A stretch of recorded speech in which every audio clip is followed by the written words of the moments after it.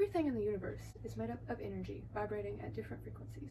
Today I will be demonstrating vibrations based on Chladni's law. Ernst Chladni was a German scientist now known as the father of acoustics. He studied vibrations and invented the Chladni plate, which gives a visual of the effect of vibrations. I'd like to first explain some important concepts. So, what is a vibration? A vibration is defined as a periodic back and forth motion of particles. For vibration to occur, an object must repeat a movement during an interval of time. An important quantity when discussing vibration is frequency. So frequency is how frequent a vibration occurs over time. The SI unit of frequency is the hertz. The hertz is also known as a cycle per second or an oscillation per second. For example, a frequency of 100 hertz means that a wave is passing through a given point 100 times over 1 second interval. Sound and light is a vibration that moves through space. These are waves. A wave is defined as a disturbance that extends from one place to another through space. A wave can transport energy, but not matter.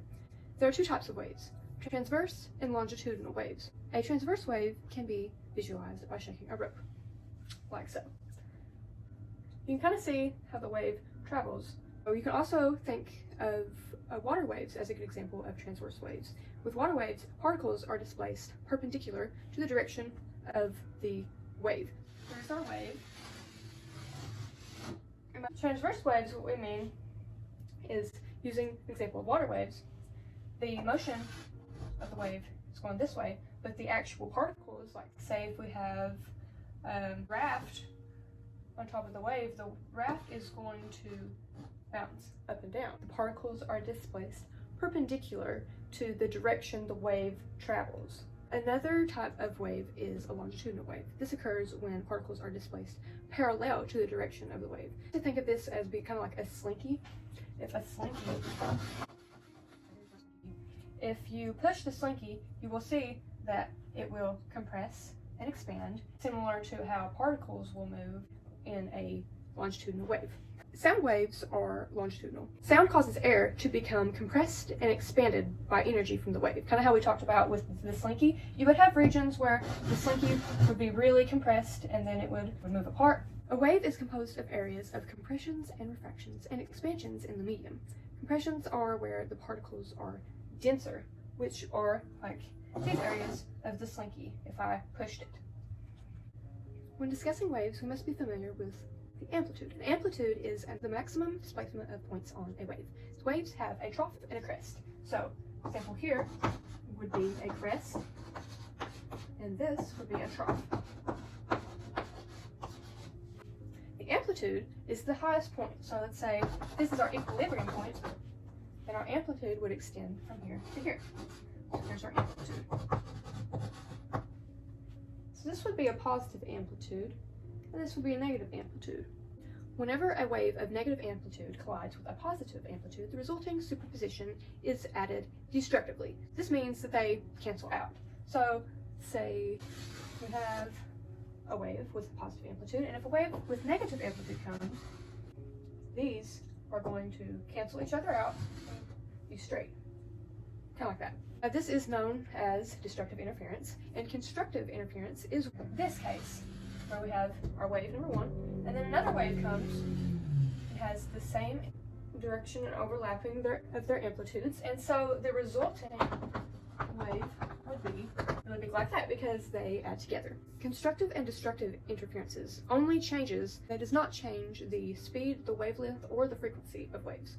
Wavelength, say the top here to the top somewhere else, so this is a wavelength, it's just the length of one wave.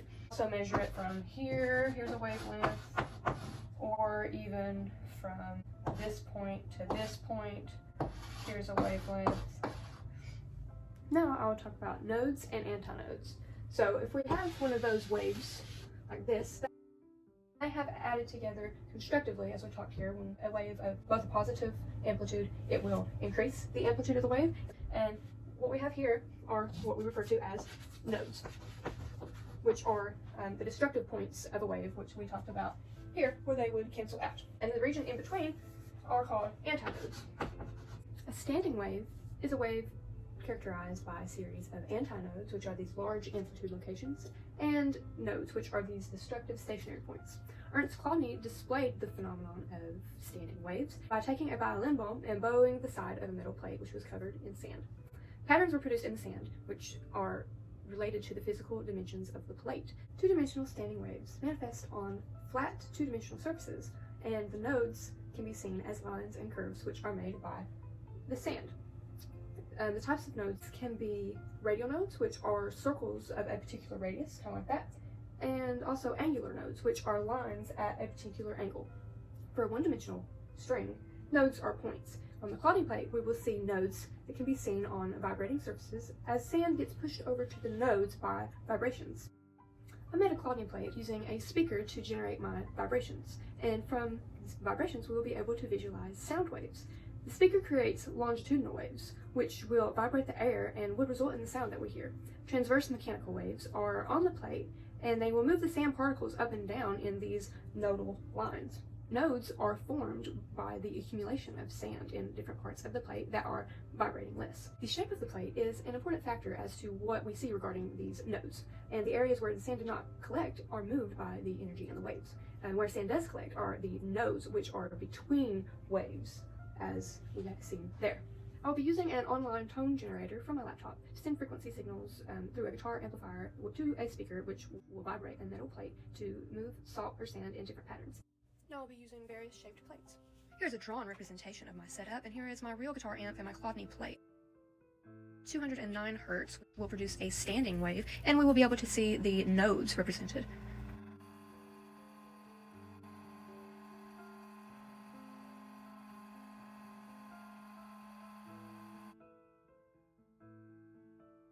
Here I'm using a circular plate, and as we can see, the result is the same as whenever a square plate was used.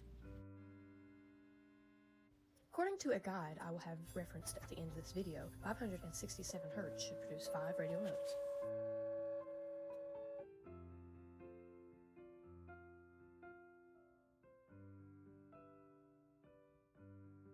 For this sample calculation, I will use a formula that holds true for plates of any size and made of any material to solve for the frequency. I'll be using the data from the square plate, which had 5 nodes, radial nodes, and at a frequency of 567 Hz to produce those standing waves.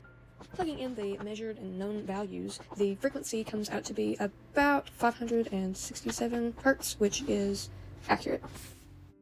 I'll now do a sample calculation utilizing Chladni's law equation, where F is the frequency, M is the linear or angular nodes, N are the radial or circular nodes, and P and C are both coefficients which depend on the properties of the plate.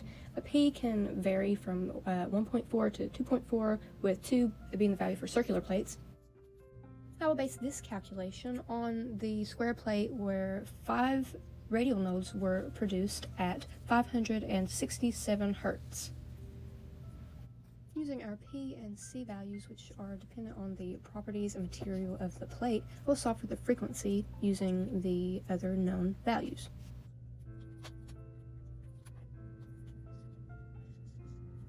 As you can see, the calculated value is 566.9 Hz, which is about 567 Hz, which is what it should be.